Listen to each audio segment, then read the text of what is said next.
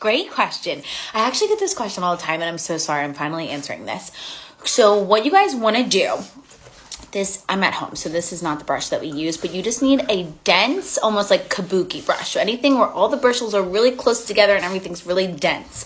And then after you spray your client's hands and feet, whatever, technique that you use, we do 2 coats on everything. After the second coat of doing hands and feet, we immediately take our dense brush and we blend from the top of the wrist through the fingertips.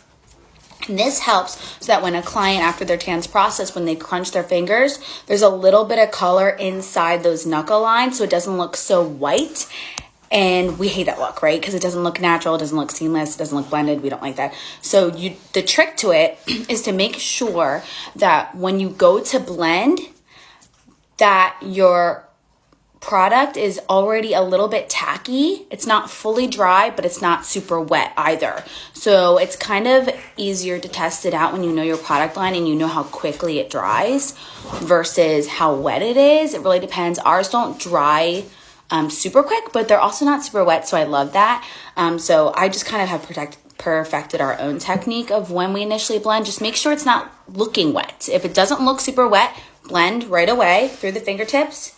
You're not going to mess up your work as long as it's not super wet. And then what we also do is we'll flip their palms around and we blend away from the palms so that they don't get any harsh lines here where it looks like they're wearing like a long sleeve shirt. Okay, I hope that helps. If you have more questions about that, just let me know. And I just remember this. So the 2 brushes that we use, one is Black Magic Tan. That's the brand, and we use their blending brush. I've used those brushes for years. Honestly, I've not been able to get my hands on them like the last year. So my dogs, oh God forbid. The second brush that I've been using is the Bondi Sands like kabuki brush. It's like thicker. So those are 2 brushes that I recommend, but literally all you need is a brush like this that's just dense and actually blends. Easy enough.